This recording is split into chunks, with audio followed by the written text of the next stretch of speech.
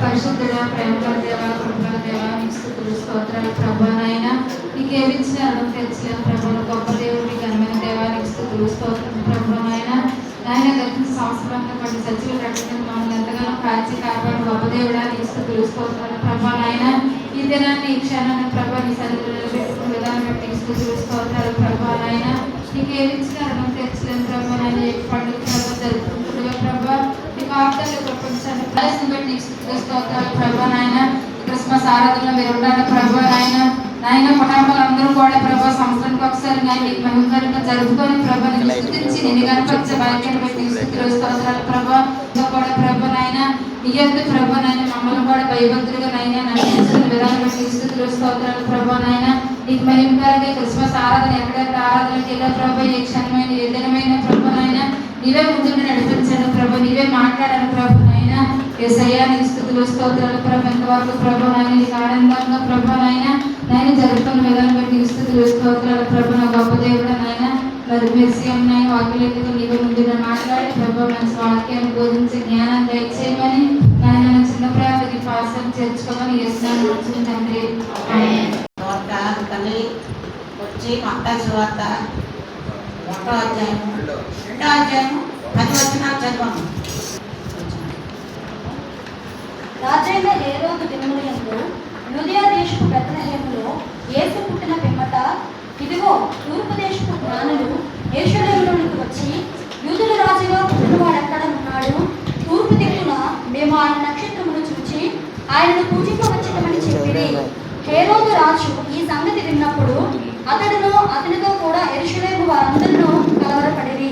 కాబట్టి రాజు ప్రధాన యాజకులను ప్రజలలో నుండి శాస్త్రులను అందరినీ సమకూర్చి అడిగెను. అందుకు వారు యూదయ బెత్లెహేములోనే ఏలయనగా యూదయ దేశపు బెత్లెహేమా, నీవు యూదా ప్రధానులలో ఎంత మాత్రమునో అల్పమైన దానవు కావు.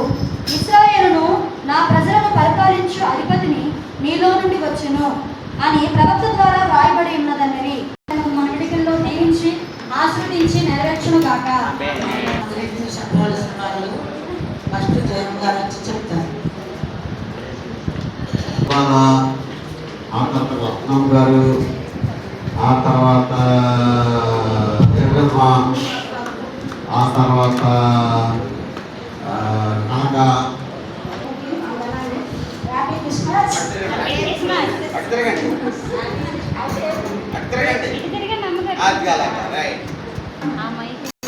వచ్చినప్పుడు మనిషి కుమారుడుగా మరియమ్మ గర్భంలో పుట్టి ఆవిడ పరిశుద్ధురాలు కాబట్టి అందరినీ పరిశుద్ధులుగా అది పరిశుద్ధులు కాబట్టి ఈ లోకానికి వచ్చాడు. మన పాపాల కొరకు అందరి పాపాల కొరకు క్షమించి రక్షించడానికి ఈ లోకానికి వచ్చాడు. అందుకు వచ్చిన ద్వారా ఆయనతో వాళ్ళ దేవత పరలోకం నుండి వచ్చాడు. పరలోకం నుండి వచ్చి ఆయన స్థితిని చెప్పించాడు. చెప్పించిన తర్వాత అది ఆయన పరలోకం నుండి రాగానే ఏం కలిగిందంటే వెలుగు కలిగింది. ఆ వెలుగు చూచి వనరు అది చూసి ఎక్కడో మహానుభావుడు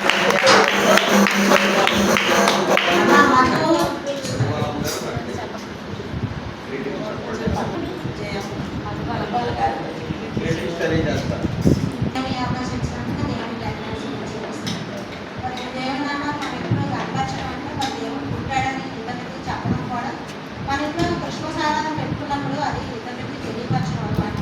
వాళ్ళకి తెలిసి ఊరుకోలేదు, జ్ఞానానికి తెలిసి ఊరుకోలేదు. దేవుడు ఎక్కడ పుట్టాడని వెళ్ళాలని అనుకున్నాను. కాబట్టి దేవుడు పుట్టాడు, మనకు దేవుడు పుట్టాడు, దేవుడు చేసిన ప్రతి ఒక్క వేరు మనం చూసాం. కాబట్టి అది ఇతరులకి తెలియలేదానికి తెలియపరచడానికి మనం కొంచెం ప్రయత్నించాలి. నేను అనుకుంటున్నాను అందరు చెప్పండి ఉంటాడు ఎక్కడ మాస్టర్ గారు శుభాకాంక్షలు తెలియజేయాలి.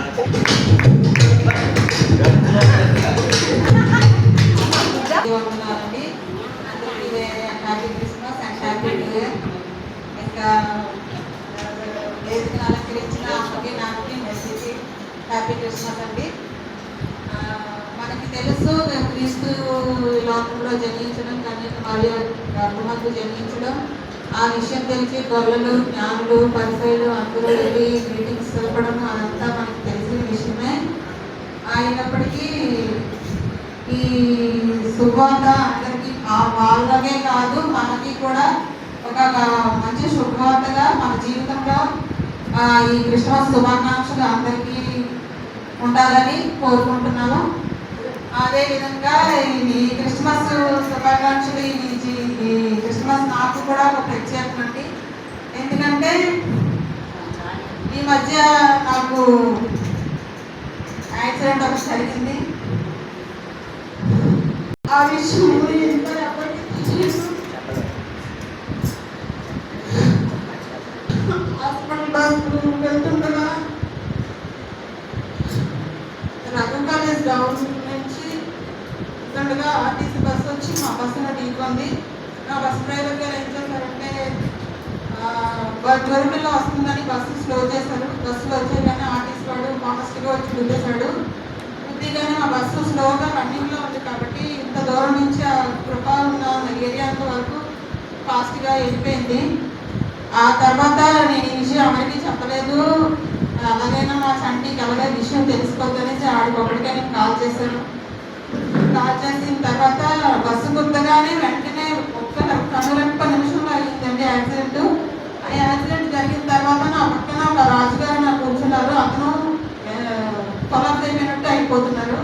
అతనికి సర్వైకల్ డ్యామేజ్ అయింది. మాకు కూడా 1 వీక్ చాలా బస్సులో ఉన్న వాళ్ళందరికీ ఫ్రంట్ బ్యాక్ మధ్యలో కూర్చొని వాళ్ళందరికీ మేము కూడా ఒక 11 అవర్స్ అబ్జర్వేషన్లో ఉన్నాం. హాస్పిటల్ నుంచి అబ్జర్వేషన్లో ఉన్న తర్వాత చంటి ఏమో కాల్ చేసి అక్కడ డ్యూటీకి వెళ్ళకపోతే వచ్చేసి అని చెప్పాడు. అయితే నేను వస్తాను సాయంత్రం ఇంటికి వస్తాను అని చెప్పాడు. వాడు ఆ రోజు వేడిని కాపురం పెట్టి చాలా చేశాడు. జండు వదిలి రాసి మార్నింగ్ కల్లా నాకు రిలీఫ్ వచ్చింది. ఈ సిచ్యువేషన్ ఆడకొక్కడికి తెలుసు, ఎవరికి చెప్పొద్దు చెప్పాను. టెన్షన్ అవుతాననేసి నేను స్టెబుల్గానే ఉన్నాను కదా, పర్వాలేదు అనేసి ఈ విషయ సిచ్యువేషన్ బట్టి నాకు నిజమైన happy Christmas, happy new year కూడా నా జీవితంలో. దేవుడు నాకు వందనాలు. నాకు ఆ విషయం నాకు ఆలోచించుకునేటప్పుడు బస్సులో కూర్చునేటప్పుడు నాకు వేరే బస్సు వచ్చింది. నా కొడుకు మాత్రం నాకు గుర్తొచ్చాడు.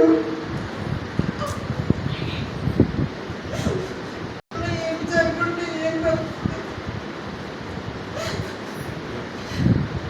దేవుడు కాల్చాడు. దేవుడు నిజంగా మమ్మల్ని కాల్చి కాపాడాడు. నన్నే కాదు ఒక 50 మంది స్టాఫ్ అందరినీ కాపాడాడు.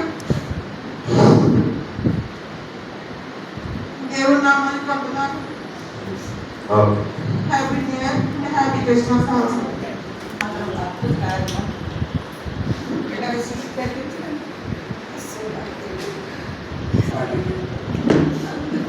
చాలా దేవుడికి వందనాలు. మరి దేవుడు అర్థం చేసిన నా బిడ్డలు కాపాడుతున్నందుకు వందనాలు. తర్వాత మా వచ్చి గ్రీటింగ్స్ తెలియజేస్తాను. గ్రీటింగ్స్ చెప్పిన తర్వాత వారి యొక్క రెస్పాన్స్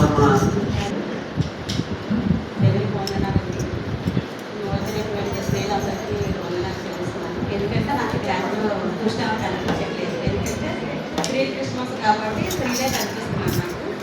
దాని గురించి నేను స్త్రీల కోసం మాట్లాడాలి అనుకుంటున్నాను. ఓట్ ఆఫ్ థ్యాంక్స్ అంటే తనకు తెలియజేస్తున్నా స్త్రీలందరికీ దేవునికి వందనం చెల్లిస్తున్నాను. ఏంటంటే ఈరోజు సాధారణంగా పాస్ గారు క్రిస్మస్ స్త్రీకి క్రిస్మస్ చేసుకోండి అనేసి చెప్పారు.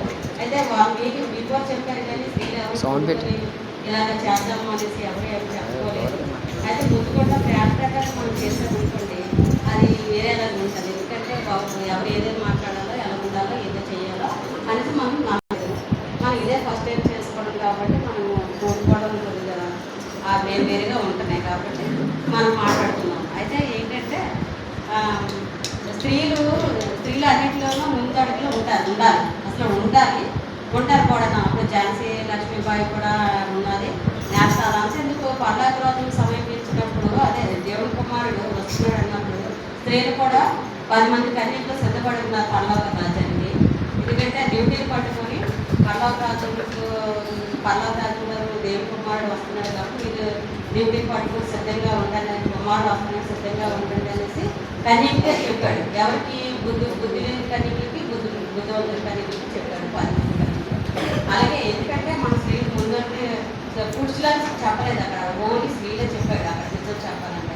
ఆ స్త్రీలు చెప్పాడు కాబట్టి మనకి ఈ స్త్రీలకి ప్రత్యేకంగా ప్రాధాన్యత అవగాహన ఇచ్చేయడానికి కోరుకుంటున్నాం. అదంతా మరి మక్కలేని మరి కూడా దేవుడిని తాగడానికి కూడా దేవుడిని కొట్టుకొని ఆవిడ ఏమొచ్చి చక్కగా వచ్చి దేవుడిని వాదాల్చడం అన్ని చేసి కూడా స్త్రీకి ఇచ్చారు. స్త్రీకి ప్రాథమిక ఎవరికి ఇచ్చేదంటే మన మరియమ్మని కూడా దేవుడు తర్వాత నెక్స్ట్ సంవత్సరం